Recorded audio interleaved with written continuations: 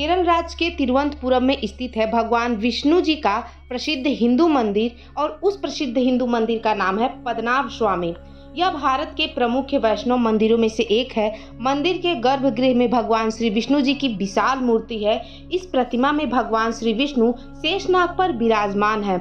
यह ऐतिहासिक मंदिर तिरुवनंतपुरम के अनेक पर्यटन स्थलों में से एक है। यह मंदिर विश्व के धर्मांध मंदिरों में से भी एक है। यहाँ विश्व भर से लाखों लोग भगवान विष्णु जी के दर्शन करने के लिए पहुँचते हैं। पद्मनाभ स्वामी मंदिर विष्णु भक्तों की प्रख्यात आराधना स्थली है। यहाँ केवल हिंदू ही प्रवेश कर सकते हैं। इस मंदिर में प्रवेश करने के लिए पुरुषों को धोती जबकि औरतों को साड़ी पहनना जरूरी होता है। यह बहुप्रतिष्ठित मंदिर प्राचीन वास्तुशिल्प कारीगरी का एक अद्भुत उदाहरण है। मंदिर की संरचना में समय समय पर सुधार किए जा रहे हैं। उदाहरणार्थ 1733 ईस्वी में इस मंदिर का पुनर्निर्माण राजा मार्तंड वर्मा ने करवाया था।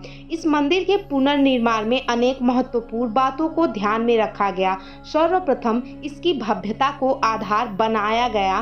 मंदिर को विशाल रूप से निर्मित किया गया जिसमें उसका शिल्प सौंदर्य सभी को प्रभावित करता है। मंदिर के निर्माण में द्रविड़ एवं केरल शैली का मिला जुला प्रयोग देखा जा सकता है जो देखने में बहुत ही आकर्षक है। वैसे तो पद्मनाभ स्वामी मंदिर के साथ कई पौराणिक कथाएं जुड़ी हैं। एक कथा के अनुसार मान्यता है कि सबसे पहले इस स्थान में भगवान विष्णु जी की प्रतिमा प्राप्त हुई थी, जिसके बाद उसी स्थान पर इस मंदिर का निर्माण किया गया। यह बात उस समय की है जब दक्षिण भारत में चोला, पांड्या और चेरा इन तीन प्रमुख साम्राज्यों की त्रिटी थी और उसी समय एक महत्वाकांक्षी राजा ठाकुर मार्तंड वर्मा हुआ करते थे जिन्होंने अपने आसपास के सभी राज्यों को जीतकर एक बड़े राज्यों का निर्माण किया और इन्होंने इस राज्य का नाम त्रावणकोर रखा। ठाकुर मार्तंड वर्मा पद्मनाभ स्वामी भगवान विष्णु जी के बहुत बड़े भक्त थे एवं अपनी हर जीत का श्रेय भगवान श्री विष्णु जी को यानी कि पद्मनाभ स्वामी को ही देते थे।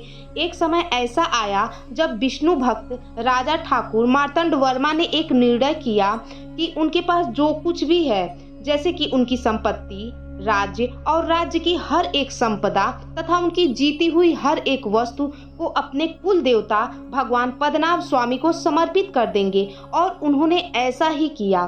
साथ ही उन्होंने अपने आप को भगवान पद्मनाभ स्वामी को पूरी तरह से समर्पित कर दिया, यानी भगवान विष्णु जी के वो दास बन गए। इसके साथ ही उन्होंने यह भी प्रण लिया था कि उनकी आने वाली हर एक पीढ़ी इस राज्य की रक्षक बनकर रहेगी और भगवान पद्मनाभ स्वामी का दास बनकर अपना पूरा जीवन व्यतीत करेगी। और ऐसा ही हुआ। उनके बाद आने वाले 13 के 13 राजाओं ने अपने आप को भगवान पद्मनाभ स्वामी को समर्पित कर दिया और उन्होंने जो कुछ भी जीवन में अपने जीता, विजय प्राप्त किया, उसे भगवान पद्मनाभ मंदिर के गर्भगृह में इकट्ठा करते रहे। माना जाता है कि मार्तंड वर्मा ने पुर्तगाली समुद्री बेड़े और उसके खजाने पर भी कब्जा कर लिए थे।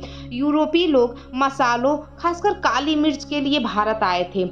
त्रावणकोर में इस व्यवसाय पर पूरी तरह से कब्जा कर लिया था। मसालों के व्यापार से राजा को काफी फायदा होता था और इस संपत्ति को इस मंदिर में रख दिया जाता था। सही मायने में पूरे राज्य की संपत्ति को ही मंदिर में रखा गया था। वैसे तो कई छोटे बड़े राज्यों और राजाओं ने अपने राज्य को त्रावणकोर में विलीन कर दिया, लेकिन फिर भी त्रावणकोर रक्षक या दास ने उनके राजाओं से प्राप्त संपत्ति को भी भगवान पद्मनाभ स्वामी को समर्पित कर दिया। हालांकि त्रावणकोर के राजाओं ने 1947 तक राज किया। आजादी के बाद इसे भारत में मिला दिया गया, लेकिन पद्मनाभ स्वामी मंदिर को सरकार ने कब्जे में नहीं लिया। इसे त्रावणकोर के शाही परिवार के पास ही रहने दिया। तब से मंदिर का कामकाज शाही परिवार के अधीन एक प्राइवेट ट्रस्ट चलाता आ रहा है। चलिए जानते हैं कि पद्मनाभ स्वामी मंदिर में क्या खास बात है। आप सब तो जानते ही हैं कि पद्मनाभ स्वामी मंदिर के 5 तहखानों को खोलने के बाद 1 लाख करोड़ रुपए का खजाना मिला था। यह सभी तहखाने सुप्रीम कोर्ट के आदेश पर खोले गए थे, मगर छठे तहखाने के संबंध में मंदिर प्रशासन का कहना है कि भगवान नहीं चाहते कि छठा तहखाना खुले और मंदिर की संपत्ति बाहर आए। मंदिर प्रशासन ने संपत्ति और तहखानों को लेकर दैवी इच्छा जानने के लिए देव प्रसन्नम आयोजित किया।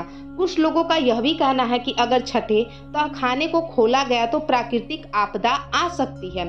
हालांकि अभी भी तहखाने वाल्ट बी को नहीं खोला गया है। सुप्रीम कोर्ट ने इस तहखाने को खोलने पर रोक लगा दी है। सुप्रीम कोर्ट ने आदेश दिया है कि ये संपत्ति मंदिर की है और मंदिर की पवित्रता और सुरक्षा सुनिश्चित की जानी चाहिए। ये जानते हैं कि पद्मनाभ स्वामी मंदिर के दर्शन कैसे होते हैं। पहले द्वार से भगवान विष्णु जी का मुख एवं सर्प की आकृति के दर्शन होते हैं। दूसरे द्वार से भगवान का मध्य भाग तथा कमल में विराजमान ब्रह्मा के दर्शन होते हैं। तीसरे भाग में भगवान के श्री चरण के दर्शन होते हैं।